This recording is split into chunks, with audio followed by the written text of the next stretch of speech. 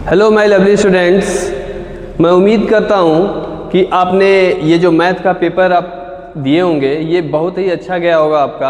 आज मैं आपको मैथ बेसिक का सेट नंबर 3 पेपर सॉल्व करके दे रहा हूँ। आप इससे अपना आंसर मैच कर लीजिएगा। इसमें आप सेट 1 और सेट 2 के भी क्वेश्चन इसमें मिल जाएंगे आपको। कुछ ही एक दो क्वेश्चन होंगे जो इधर उधर होंगे, ठीक है, तो उसका भी मैं आपको वीडियो दे दूंगा। और बस ये ध्यान दीजिए कि सेट 1 और सेट 2 में जो क्वेश्चंस होंगे बस उनके ऑर्डर्स चेंज होंगे। तो चलिए आइए देखते हैं हम लोग सेट नंबर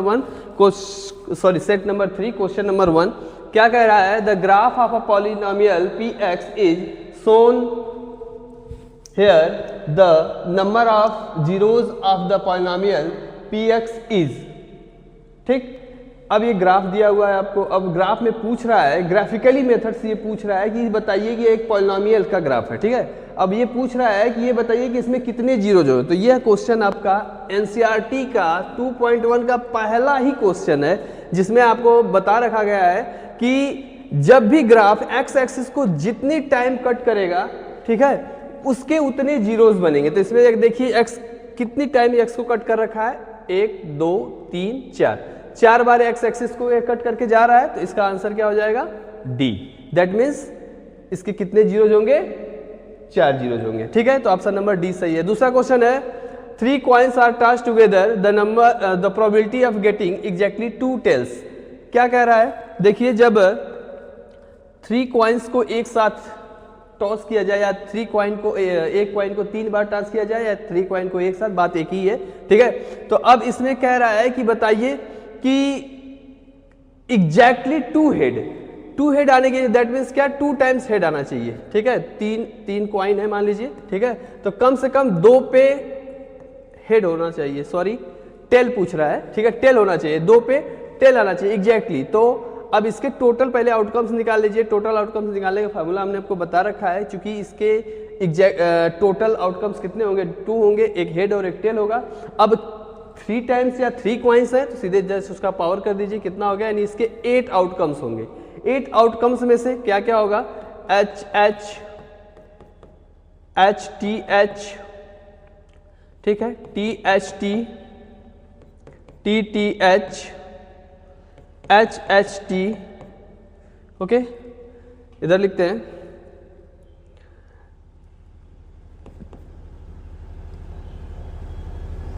टी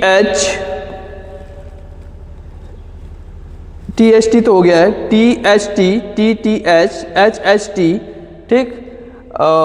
हाँ एक लिख लीजिए, और टी टी टी, ठीक, 1 2 3 4 5 6 हुआ, 7वां, ठीक, टी।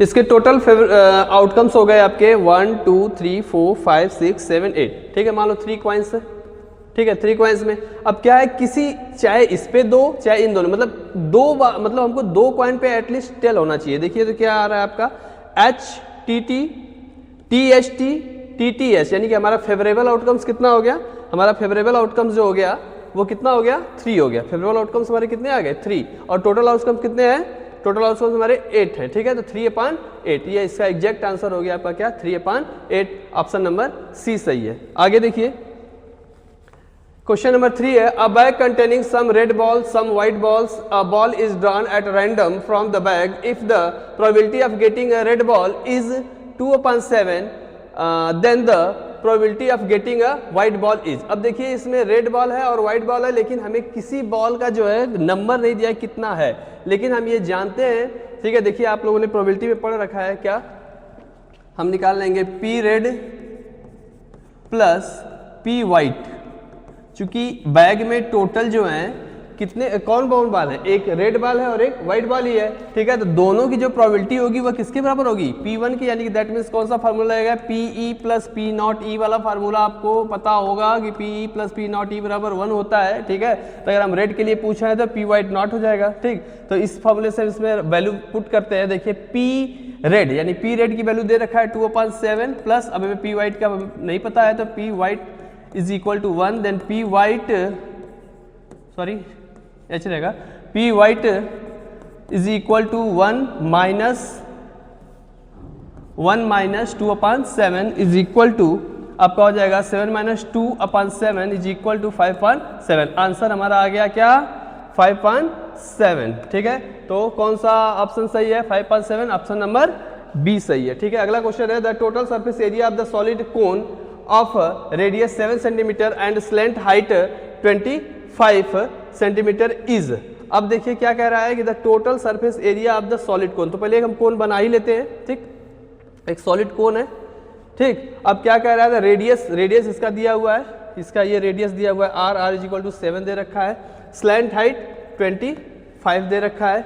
ठीक है, अब पूछ क्या रहा है टोटल सरफेस एरिया, तो टोटल सरफेस क्या होगा देखिए पहले ये कर्व सरफेस एरिया हो जाएगा पाई आर एल और ये बेस का सरफेस हो जाएगा क्या पाई आर स्क्वायर, दोनों को जोड़ दीजिए यानी total surface area of cone आपका हो जाएगा कितना pi r l plus pi r square. ठीक है, अब इसमें से कॉमन लीजिए क्या पाई आर कॉमन ले लो, क्या हो जाएगा एल प्लस आर हो जाएगा। ठीक है, इधर करते हैं वैल्यू पुट कर दीजिए पाई 22/7 इंटू आर की वैल्यू यहाँ से आप रख दीजिए 7।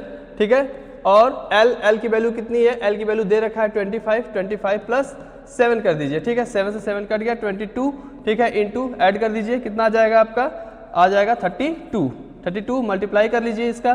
ठीक है, तो 22 2 जा 44, 4 22 3 जा 66 में 4 ऐड करिए 7 जीरोस यानी कि 704। ऑप्शन नंबर बी सही है आपका। ठीक है, क्वेश्चन नंबर 4 का ऑप्शन नंबर क्या है बी सही है। देखिए क्वेश्चन नंबर 4 का ऑप्शन बी सही है। आगे देखिए next question number 5 the length of the pendulum is 70 centimetre and it's describe an arc of length 88 centimetre when swing the angle subtended by the arc at the centre is. हमें क्या कह रहा है कि मान लो एक पेंडुलम है। ठीक है, सपोज करो हम ऐसे ही बना देते हैं, एक पेंडुलम है। ठीक, अब इस पेंडुलम का जो लेंथ है ये पूरा यानी ये जो यहाँ से यहाँ तक की पूरी जो लेंथ है, ठीक है, ये पूरी जो लेंथ है वो कितना दिया हुआ है 70 सेंटीमीटर दे रखा है। अब ये स्विंग कर रहा है तो ऐसे ऐसे स्विंग करेगा। ठीक, तो क्या बना लेगा सपोज दैट हम एक ऐसे सर्कल बना लेते हैं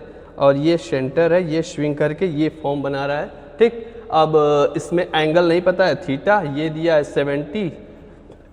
70 और जो इसका आर्क बन रहा है ए बी मान लेते हैं, वो आर्क हमारा ए बी हो जाएगा और ए बी बराबर कितना दिया हुआ है 88 सेंटीमीटर दिया हुआ है। ठीक, तो कह रहा है बताइए कि वह जो पेंडुलम है वह कितने डिग्री तक स्विंग कर रहा है, एंगल बताना है हमको। तो सीधे सीधे हमें क्या निकालना है लेंथ ऑफ आर्क वाला फार्मूला आपको पता होगा। ठीक है, कि लेंथ ऑफ आर्क हम सीधे लिखते हैं लेंथ ऑफ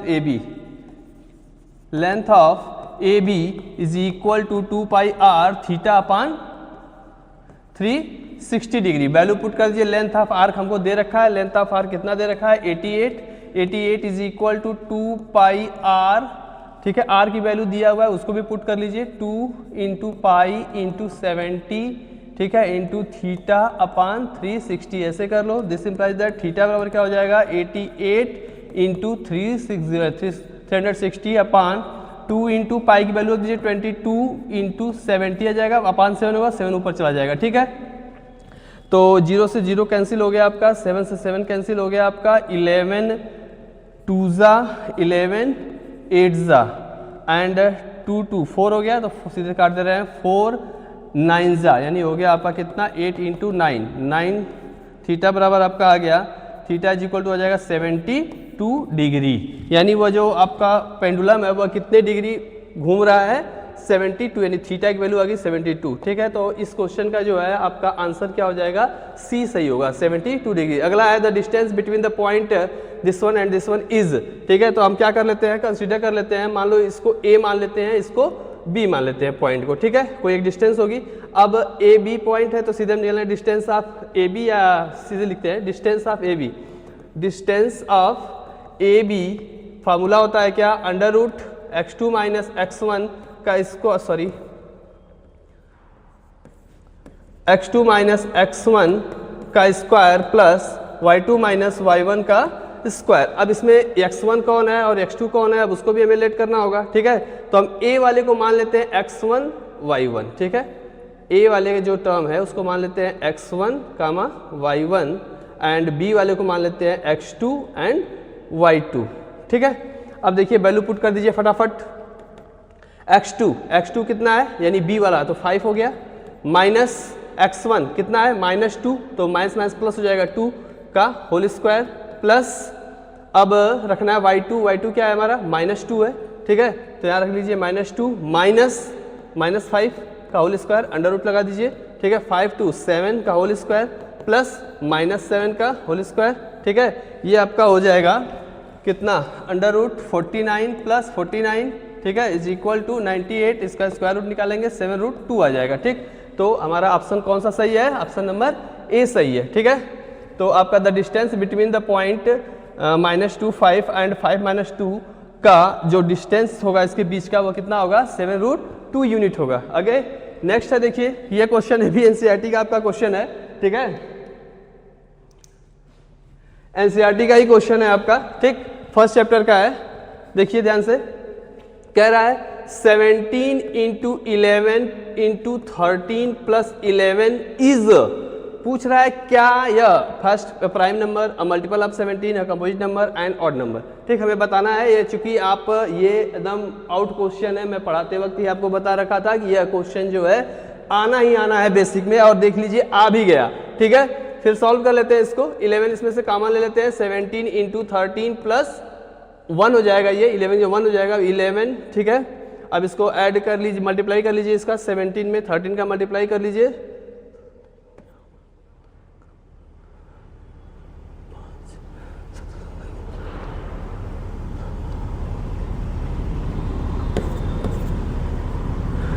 +1 11 × 2 2 1, अब देखिए सॉरी 2 2 2 हो जाएगा, ठीक।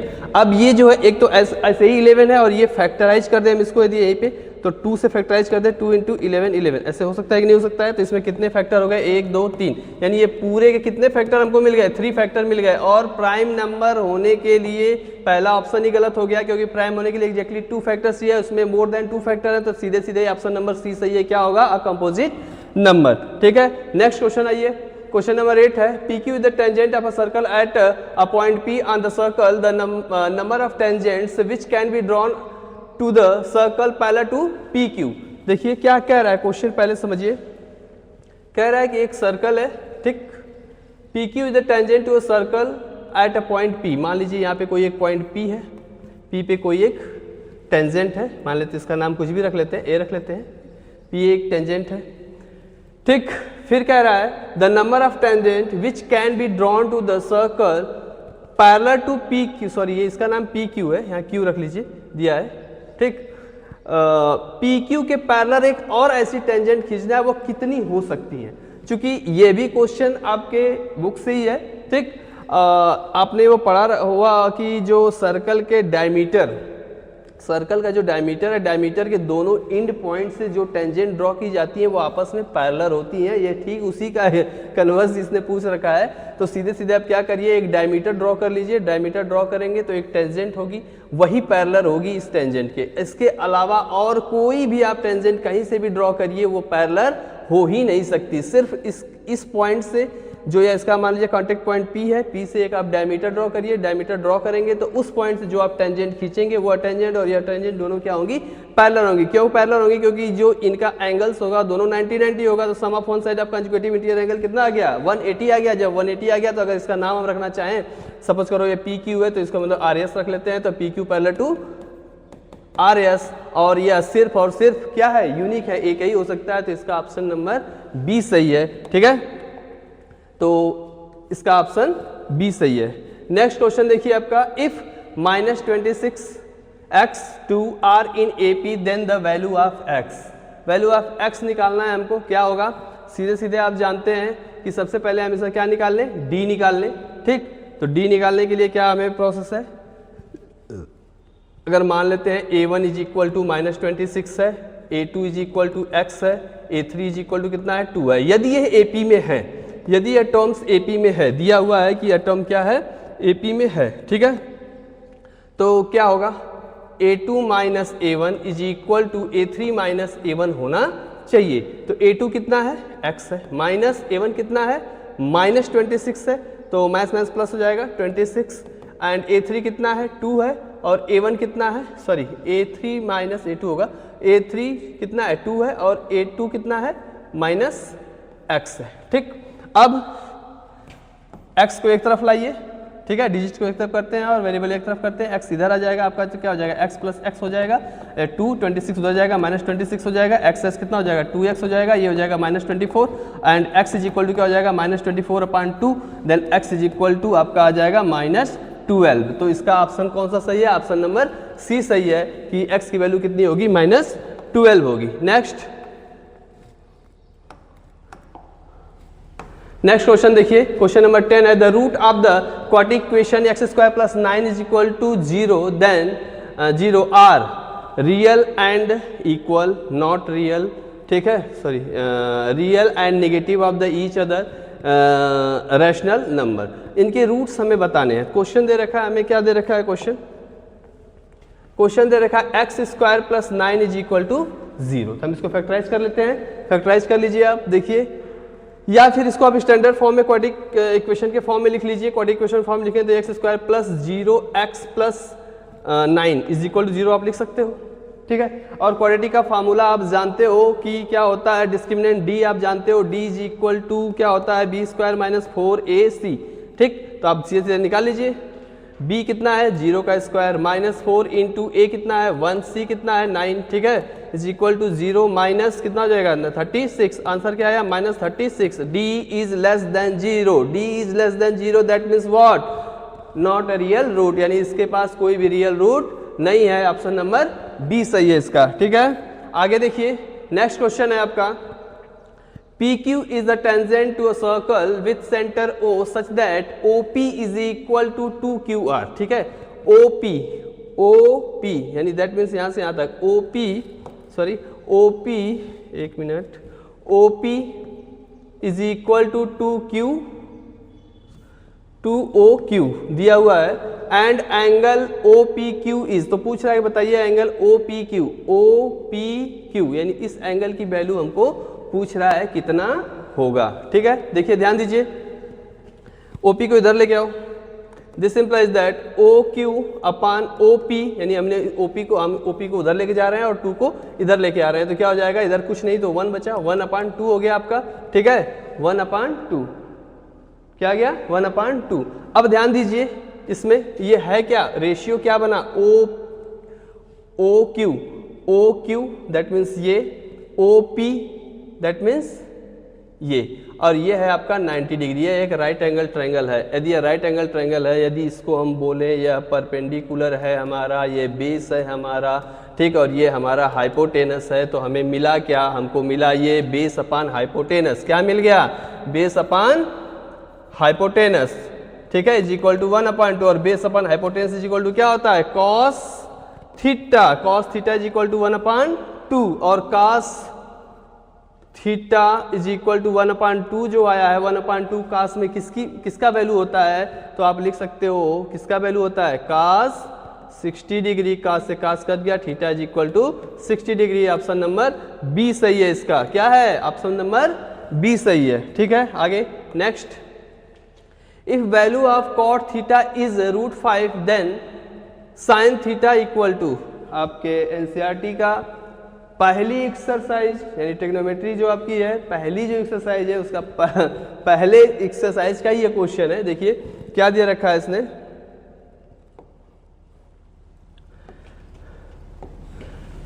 दे रखा है cot theta is equal to √5, और cot theta is equal to क्या होता है, बेस अपान हाइट, ठीक है, base upon height is equal to √5, नहीं तो अपान 1 लिख सकते हैं। ये वाला मेथड आप यूज कर लीजिए, एक ट्रायंगल बना लीजिए आप, ठीक है, ट्रायंगल में बेस कितना दिया है, मान लेते हैं √5x हो गया, ठीक है, हाइट कितना दिया है, मान लेते हैं 1x हो गया, तो अगर इसका हाइपोटेनस कितना आएगा, हाइपोटेनस आपका हो जाएगा क्या, अगर इसका नाम रख लीजिए ABC, शॉर्टकट में हम कर देते हैं, तो AC इज इक्वल टू क्या हो जाएगा, √1x का स्क्वायर प्लस √5x का होल स्क्वायर हो जाएगा, तो आपका आ जाएगा x² + 5x² is equal to 6x² का रूट, ठीक है। तो AC इज इक्वल टू आपका आ जाएगा क्या, √6x, ठीक है, √6x, ठीक।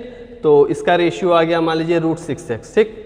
तो अब हमसे पूछ क्या रहा है, साइन थीटा, साइन थीटा यहीं से निकाल लेते हैं, या 90 डिग्री है अगर ये थीटा हो तो sine theta is equal to क्या हो जाएगा ए बी, यानी दैट मीन्स एक्स अपान यानी 1x अपान क्या आ जाएगा root 6 x x x cut गया 1 अपान रूट 6। कौन सा ऑप्शन सही है? ऑप्शन नंबर ए सही है इसका। ठीक है, क्वेश्चन नंबर 12 का ऑप्शन नंबर ए सही है। आगे देखिए question number 13, a card is drawn from a well suffered a decan to 52 playing card, the probability of getting a queen of spade। ठीक है, तो आपको पता है ये कार्ड में 4 पार्ट होते हैं। कौन कौन से पार्ट होते हैं? स्पैड, ठीक है, स्पैड का साइन बना देता हूं मैं, ठीक है, स्पैड का साइन बना देता हूं,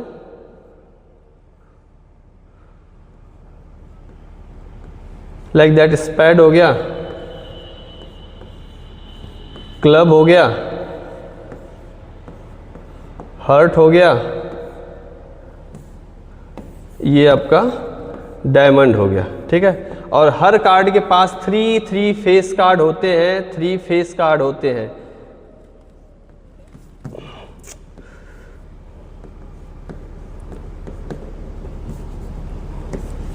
एक सेकेंड, 3 फेस कार्ड सबके पास होता है, तो हमें सिर्फ स्पैड से पूछा था, हम स्पैड से ही बात करेंगे। 3 फेस कार्ड क्या क्या 3 फेस कार्ड होते हैं? King, queen, jack. ठीक, अब ये टोटल ये 13, ये 13, ये 13, ये 13, टोटल हमारे आउटकम्स कितने हो गए? टोटल आउटकम्स हो गए 52। अब पूछा किस में जा रहा है? पूछा जा रहा है स्पैड में। स्पैड में क्वीन, स्पैड में क्वीन कैट है 1, सिर्फ स्पैड में कितनी रानी है? 1 रानी, यानी हमारा फेवरेबल आउटकम्स कितना हो गया? 1। हमारा फेवरेबल आउटकम्स क्या हो गया?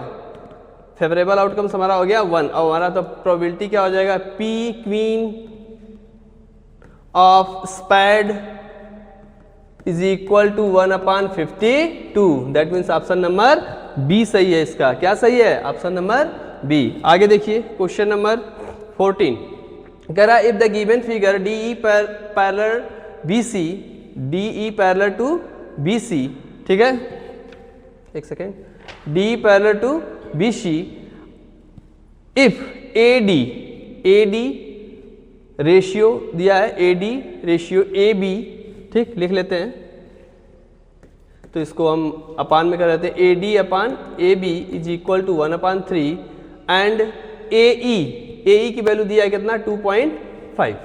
ठीक, हमको पूछ क्या रहा है? ये पूछ रहा है ए सी, पूरा ए सी का हमें लेंथ पूछ रहा है कि ए सी क्या होगा। तो सीधे बेसिक थ्योरम प्रॉपर्टी लगी हुई है यहाँ पे, तो आप सीधे लिखेंगे कि सिंस क्या, यहाँ लिखना तो है नहीं, ऑप्शन क्रिएट करना है, तो अब D E parallel to B C हो गया, तो सीधे आप समझ लीजिए क्या हो जाएगा? A D upon A B is equal to A E upon A C. A C दिया नहीं है तो बस जो दिया वो वैल्यू रख दीजिए। ए डी बराबर 1 upon 3 is equal to 2.5 upon A C. अब क्रॉस कर दो, A C is equal to क्या हो जाएगा आपका? 3 into 2.5, A C is equal to क्या हो जाएगा? 7.5। Option number A, option number A सही है इसका। ठीक है, 14 का क्या है? ऑप्शन नंबर ए सही है। ठीक है, आगे चलिए, क्वेश्चन 15 है, if 14 term of AP is 4, से जैसे क्वेश्चन दिया करते जाइए। If 14 term of AP, 14 term मतलब क्या हो जाएगा? A 14 is equal to A plus 13 D is equal to दिया है हमको कितना? 4। ठीक है, पेन बदल लेते हैं। ठीक है, और नेक्स्ट है A15 इज इक्वल टू क्या होगा? A plus 14 D is equal to दिया है कितना? 0। अब इसको बना लीजिए इक्वेशन फर्स्ट, इसको बना लीजिए इक्वेशन सेकंड, दोनों क्या कर दीजिए? सब्सट्रैक्ट कर दीजिए। क्या? Second minus first, second minus first कर दीजिए, तो क्या हो जाएगा? A plus 14 D is equal to 0, ठीक, and A plus 13 D is equal to 4। ठीक है, माइनस माइनस माइनस, ये क्या हो गया? कैंसिल हो गया। इधर क्या बचा? डी इज इक्वल टू क्या आ गया? -4। अब इस डी की वैल्यू किसी इक्वेशन में रख दीजिए, इक्वेशन सेकंड में रख देते हैं। डी की वैल्यू इक्वेशन सेकंड में रखिए, क्या हो जाएगा? a plus 14 into -4 is equal to 0, a minus 56 is equal to 0, a is equal to 56, यानी a की वैल्यू आ गई 56। क्या पूछ रहा है? हमारा फर्स्ट टर्म क्या होगा? a1 a ही होगा। ठीक है, तो A आ गया 56, ऑप्शन नंबर सी सही है आपका। ठीक है, नेक्स्ट देखिए क्वेश्चन नंबर 16, देखिए कह रहा है a cylinder of radius r is surmounted of a hemisphere of same radius, if the total height of the object is 13 centimetre, then its inner surface area. अब देखिए ये जो सॉलिड बना हुआ है किससे? 2 शेप से बना हुआ है, एक सिलेंडर है और एक हेमिस्फीयर है। ओके, तो हमें इनर सरफेस एरिया पूछना है, तो पहले मान लेते हैं ये सिलेंडर है, सिलेंडर की सरफेस एरिया क्या हो जाएगी 2πr/h, और ये हेमिस्फीयर की सरफेस एरिया क्या हो जाएगी 2πr²। अब इस पूरे सॉलिड की सरफेस एरिया क्या हो जाएगी टोटल, दोनों को ऐड कर दीजिए, क्या हो जाएगा 2πrh + 2πr²। इसमें से 2πr कॉमन ले लीजिए, h + r, ठीक है। अब चूंकि इसकी रेडियस r बराबर दिया हुआ है 7, r बराबर दिया हुआ है 7, और ये पूरी हाइट दी हुई है, तो यहाँ से यहाँ तक r हो गया, और ये जो हो गया इसका h हो गया, ये h हो गया आपका सिलेंडर का, यहाँ से यहाँ तक जो h हुआ ये सिलेंडर का h हो गया, और यहाँ से यहाँ तक रेडियस r बराबर 7 दिया हुआ है, तो पूरी लंबाई 13 है, तो h बराबर कितना हो जाएगा 13 - 7। या फिर आप इसको लिख सकते हो क्या, यहाँ हमको h + r रखना ही है, तो h + r की वैल्यू ही 13 रख दो, बातें खत्म हो जाएगा। 2 × 22/7 × r बराबर 7 दिया ही है, और h + r की वैल्यू 13 है, तो यहाँ पे 13 पुट कर दीजिए, 7 से 7 कैंसिल हो गया, आपका हो गया कितना 44 × 13, ठीक है। मल्टीप्लाई कर दीजिए इसको, 13 4 जा 52, 57 आई थिंक ये होगा। तो पाई के टर्म में दिया है क्वेश्चन, सॉरी क्वेश्चन पाई के टर्म में दिया है, तो पाई की वैल्यू मत रखिए आप, 2 × पाई × 7 इन ब्रैकेट में 13, ठीक है। तो सबका मल्टीप्लाई कर लीजिए, ठीक। r के भी टर्म में दिया है, r की वैल्यू नहीं रखा है उसने, देखिए यहाँ पे कहीं भी r की वैल्यू नहीं रखा है इसने, ठीक है। तो r भी मत काउंट करिए आप, इसको r ही रखिए, तो 13 का 2 में मल्टीप्लाई कर दीजिए, कितना हो जाएगा 26πr, या ये वाला ऑप्शन नंबर बी सही है इसका, ठीक है। ऑप्शन सॉरी डी सही है, ठीक, ऑप्शन डी सही है। r की वैल्यू और पाई की वैल्यू रखेंगे तो कैलकुलेट होगा, लेकिन यहाँ में r पाई की वैल्यू दे नहीं रखा है, तो वैसे रख दिया, तो आ गया 26πr। क्वेश्चन नंबर 17 देखिए आगे, the value of k for which sum of zeros of the polynomial px = 3x² - kx + 6 is 2 if, कह रहा है द वैल्यू ऑफ k की वैल्यू पता करिए, ठीक है, for which sum of the zeros of the polynomial, इसका सम ऑफ द जीरोज क्या होता है, क्वाड्रेटिक इक्वेशन का सम ऑफ जीरोस क्या होता है alpha plus beta is equal to -b/a, लेकिन यहाँ पे दे रखा है क्या, सम ऑफ जीरोस दे रखा है 2, तो अल्फा प्लस बीटा बराबर हम 2 रख लेंगे, और यहाँ से कंपेयर कर लेंगे, b - b इसमें क्या है, -b इसमें k है, -k तो -k रख देंगे, और a की वैल्यू क्या है 3 है, तो 3 पुट कर देंगे, ठीक है। तो ये 3 इधर चला जाएगा 6, और माइनस क्या हो जाएगा +k हो जाएगा, यानी k की वैल्यू कितनी आ गई 6, ऑप्शन नंबर डी सही है, ठीक है। Next, which of the following statement is not always true, इस 4 ऑप्शन है, चारों ऑप्शन में से पूछ रहा है कि कौन सा ऑप्शन जो है सही नहीं होगा हमेशा के लिए। कह रहा है 2 सर्कल आर सिमिलर, यस सही है, 2 सर्कल सिमिलर होंगे हमेशा, एकदम सही है। अगला है 2 isosceles right triangles are similar, ये भी सही है, राइट है, आइसोसेल पूछ रहा है, और राइट ट्रायंगल भी होना चाहिए। जब राइट ट्रायंगल होंगे तो ये दोनों साइड आपस में क्या होंगी, इक्वली होंगी, और एंगल क्या होगा, इक्वली होगा, तो सीधे सीधे प्रोपोर्शन में सिमिलर होंगे, ठीक। अब कह रहा है 2 रेक्टेंगल आर सिमिलर, ये पॉसिबल नहीं है, 2 रेक्टेंगल आर सिमिलर नहीं हो सकते, ठीक, 2 रेक्टेंगल्स आर सिमिलर नहीं हो सकते, क्योंकि इनके लेंथ वेथ में हमेशा क्या होगी वेरिएशन होगा। 2 equilateral triangle are similar, equilateral triangle में क्या होगा, चाहे जितना छोटा बड़ा आप बनाएंगे इनके एंगल्स क्या होंगे, इक्वल होंगे, और जो साइड्स होंगी तीनों क्या होंगी, इक्वल होंगी। अब चूंकि ये तीनों साइड अब जिस रेशियो में बड़ा करें चाहे जिस रेशियो में छोटा करें, रेशियो क्या होंगे, कांस्टेंट होते चले जाएंगे, दैट मीन्स ना ये सही है इस क्वेश्चन के लिए, जो ये भी ऑप्शन सही नहीं है, ये भी ऑप्शन सही नहीं है, ये भी ऑप्शन नहीं, बस ऑप्शन कौन सा सही आ रहा है, ऑप्शन नंबर सी सही आ रहा है कि 2 रेक्टेंगल आर सिमिलर, 2 रेक्टेंगल हमेशा सिमिलर होंगे। ये ऑप्शन जो है सेट फिट नहीं बैठ रहा है। क्या पूछा है, which of the following statement is not always true, तो ऑप्शन सी सही होगा। आगे देखिए केस आपका असर्शन और रीजन वाला क्वेश्चन है, ठीक है। ये दे रखा है आपका डायरेक्शन दे रखा है क्वेश्चन नंबर 19 और 20 के लिए। क्या कह रहा है कि both assertion A and reason R, इसको थोड़ा सा छोटा कर लेते हैं, तब क्वेश्चन जो है साथ में करने में आएगा आपको, ठीक। क्वेश्चन नंबर 19 है, क्वेश्चन नंबर 19 में कह रहा है क्या कि for an acute angle theta, for an, हमें नहीं लगता है दिखाई दे रहा होगा आप लोगों को, थोड़ा सा बड़ा कर देते हैं, ठीक है।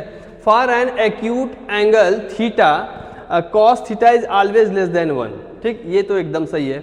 कैसे कि cos 0 की वैल्यू 1 होती है, उसके बाद आपका cos 30 डिग्री, 45 डिग्री, 60 डिग्री, यही 3 एंगल एक्यूट एंगल्स है। मतलब 0 से बड़ा, यानी एक्यूट एंगल क्या होता है, greater than 0 and less than 90 होता है। और ग्रेटर देन 0 और लेस देन 90 में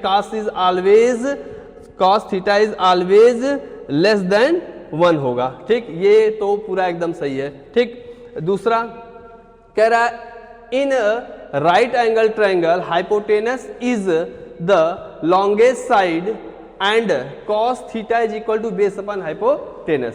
ये भी बिल्कुल ही सही है।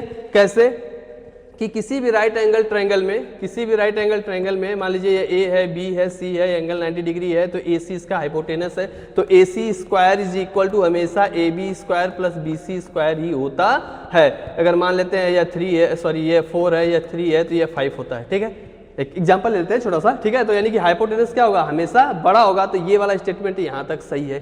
फिर क्या कह रहा है, लॉन्गेस्ट साइड, अब इसी में एक क्वेश्चन, इस क्वेश्चन से रिलेट कर दिया है। क्या रिलेट कर दिया है कि cos थीटा बराबर क्या होता है, बेस अपन हाइपोटेनस। ये होता ही है, सही है। ठीक है, तो अब इसका असर्शन भी सही है और रीजन भी सही है, और रीजन में जो असर्शन का जो एक्सप्लेनेशन है वो भी सही है। तो इस हिसाब से हम आएंगे तो इसमें कौन सा ऑप्शन सही हो रहा है, both assertion and A and region R are true and region R is the correct explanation of the assertion, that means option number A सही है। सॉरी, ऑप्शन A सही है। किसका, क्वेश्चन नंबर 19 का ऑप्शन क्या है, A सही है। इसका कौन सा ऑप्शन सही होगा, A सही है। ठीक, अब दूसरा है median of the data is the value of n/2 where n represented sum of the all frequencies. ये गलत है, बिल्कुल गलत है, नहीं हो सकता। क्यों, क्योंकि सभी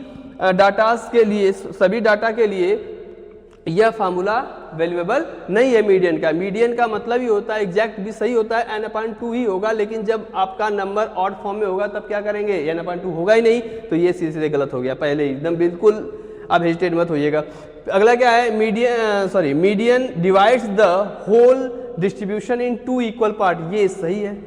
अब जो भी मीडियन है, चाहे ग्रुप डाटा हो चाहे अनग्रुप डाटा हो, उसको क्या करता है, एकदम एग्जैक्ट जो मिडिल टर्म होगा वही उसका मीडियन होगा। दैट मीन्स रीजन तो सही है बट असर्शन गलत है। ठीक, रीजन सही है, असर्शन गलत है, तो इसके लिए हम कौन सा ऑप्शन देखेंगे, देखिए इधर, assertion A is false but reason R is true, that means D. यानी कि आपका क्वेश्चन नंबर 20 का क्या है, ऑप्शन डी सही है। ठीक है, आगे आइए next question, section B, very short answer question. Question number 21 कह रहा है find the probability that the number selected random from the number 30 to 60 is a prime number, a multiple of 6। कह रहा है कि 30 से लेके 60 के बीच में हमें क्या बताना है कि प्राइम नंबर कितने हैं और मल्टीपल ऑफ 6 कितने हैं। ठीक है, देखिए तो 30, 31, 32, 33, ठीक, डॉट डॉट डॉट 60 हम कर देते हैं। ठीक, अब पूरा करने में टाइम ज़्यादा लगेगा। अब देखिए, अब इसमें से पूछ रहा है क्या, अब प्राइम नंबर, तो प्राइम नंबर कितने होंगे मैं आपको बता दे रहा हूँ। प्राइम नंबर होंगे इसमें आपके 31, 37, 41, 43, 47, 53, 59, यानी टोटल प्राइम नंबर आ गए आपके, प्राइम नंबर आ गए 7। ठीक, तो पूछ रहा है कि अब प्राइम नंबर, तो प्राइम नंबर कितने आ गए, 7 आ गए। ठीक है, और दूसरा प्रोबेबिलिटी इसका पूछ रहा है, तो P prime is equal to हो जाएगा आपका,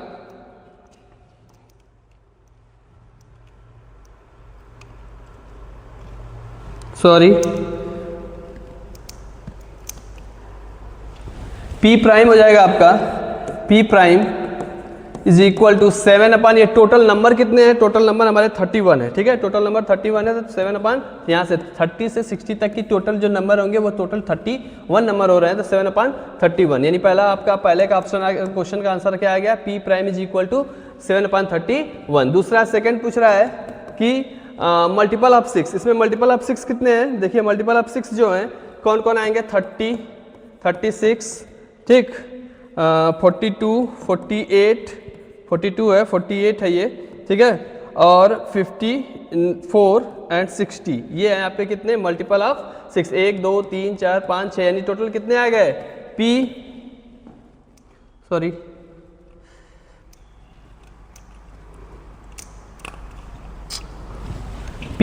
मल्टीपल ऑफ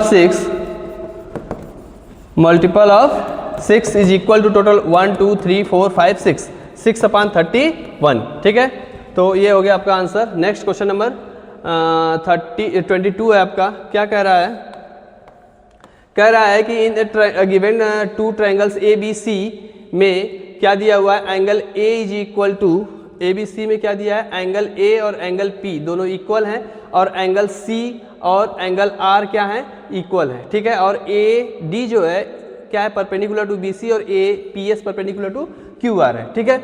अब क्या कह रहा है कि प्रूफ करिए कि ट्रायंगल ए डी बी जो है सिमिलर है ट्रायंगल पी एस क्यू के। देखिए पहले ध्यान से, दो इसमें एंगल, अब किसी एक तीनों अगर हम ऐड कर दे, triangle A, angle A plus angle B plus angle C is equal to कितना होता है, 180 होता है। किसी भी ट्रायंगल के तीनों एंगल का सम 180 होता है। अब दोनों ट्रायंगल, ये दोनों ट्रायंगल में दो एंगल ऑलरेडी इक्वल हैं, तो अगर हम इन तीनों का सम करें, ठीक है, अगर सपोज करें हम ऐसे करें, देखिए इसमें क्या दिया हुआ है, angle A is equal to angle P दिया हुआ है आपका, और angle C is equal to angle R दिया हुआ है, ठीक है। तो अगर हम इसमें ऐड करें तो सीधे सीधे क्या आ जाएगा, एंगल ए प्लस, सॉरी इधर कर लेते हैं, angle P plus angle Q plus angle R, ठीक। अब चूंकि एंगल ए के बराबर एंगल पी है, हटा देते हैं, ठीक है। एंगल सी के बराबर एंगल आर है, हटा देते हैं, तो क्या मिल गया, angle B is equal to angle Q मिल गया, ठीक है। Angle B is equal to angle Q मिल गया, यानी B is equal to Q मिल गया, ठीक। और ये परपेंडिकुलर है तो ये 90 ऑलरेडी होगा करेगा, तो ट्रायंगल ए डी सी और ट्रायंगल पी एस आर जो है एंगल एंगल प्रॉपर्टी से क्या हो गया, सिमिलर हो गया। पहला ऑप्शन सही है, यानी कौन सा इसमें प्रॉपर्टी लगेगा, एंगल एंगल प्रॉपर्टी लगेगा। दूसरा, जब ये ट्रायंगल सिमिलर हो गया, जब ये ट्रायंगल सिमिलर हो गया तो इसकी जो साइड्स होंगी वो प्रोपोर्शन में होंगी। तो कौन कौन सी साइड पूछ रहा है, ए डी, तो देखिए ए डी, अब इस ट्रायंगल का परपेंडिकुलर पूछ रहा है तो इस ट्रायंगल का परपेंडिकुलर लिख लीजिए, क्या होगा, पी एस। दूसरा क्या पूछ रहा है, क्यू एस, क्यू एस इसका है तो इसका मतलब कि इसमें पी एस क्या पूछा है, बी डी पूछा होगा, B D, sorry B D upon Q S, बस क्रॉस कर दीजिए, क्या हो जाएगा, A D into Q S is equal to B D into P S, आ गया पी एस। आपका ऑप्शन नंबर सेकंड भी सॉल्व हो गया, इसी से आपका ऑप्शन सेकंड सॉल्व हो जाएगा, ठीक। नेक्स्ट है आपका क्वेश्चन नंबर 23, कह रहा है एचसीएफ करने के लिए क्या करना होगा आपको, इसको फैक्टराइज, देखिए मैंने इसको कर रखा है, मैं आपको बता दे रहा हूँ। इसका एचसीएफ आएगा 24, इसका एचसीएफ क्या आएगा, 24 आएगा इसका, ठीक। एक सेकेंड, इसका एचसीएफ दोनों का फैक्टराइज करेंगे तो एचसीएफ आएगा 24 और इसका जो एलसीएम होगा आपका, एलसीएम आएगा 5304, ठीक है। अब नेक्स्ट है आपका question number 24, if sec a is equal to √2 and tan b is equal to √3 then find the value of 2 sin a and cos a, ठीक है। कुछ नहीं करना है, ठीक। आप चाहो तो इसमें वैल्यू आप जब निकालेंगे, ठीक, तो 2 साइन की वैल्यू जो आपकी आ जाएगी, वो साइन की वैल्यू आपकी आ जाएगी 1/√2, ठीक है, एंड कास की वैल्यू आ जाएगी आपकी 1/√2, ठीक है। दोनों काट देंगे, क्या आ जाएगा आंसर, 1 आ जाएगा आपका, ठीक। नेक्स्ट है इवेल्युएट, अब यहाँ पे क्या करना है, वैल्यू रखना है, तो कास 60 इज इक्वल टू होता है 1/2 होता है, तो 4 इंटू 1/2 का whole square, sorry whole cube हो जाएगा, प्लस इसका हो जाएगा आपका cosec 30 is equal to, cosec 30 की वैल्यू आपकी हो जाती है कितना, 2 कोसेक 30, दैट मीन्स आपका होगा साइन 30, यानी कि 2 आ जाएगा अपान tan स्क्वायर, 30 की वैल्यू होती है 1/√3, तो 1/√3 का होल स्क्वायर, वैल्यू पुट करके इसको आप सॉल्व कर देंगे तो डायरेक्ट आपका आंसर जो होगा वो कितना आ जाएगा, 6.5 समथिंग आएगा आंसर, जो इसका आएगा कितना आएगा, 6.5। आप इसको सॉल्व करेंगे तो आंसर कितना आएगा, 6.5। अगला क्वेश्चन देखिए, in the given figure PQ is the tangent of a circle with center O, if coordinate of P and Q are given that respectively, the using distance formula so that PQ perpendicular to QR, यानी PQ जो है क्या है, QR पे perpendicular है, तो कह रहा है कि दिखाइए कि यह जो है क्या है, respectively then using distance formula so that PQ, यानी बताना है हमको कि PQ जो है इस पर परपेंडिकुलर है,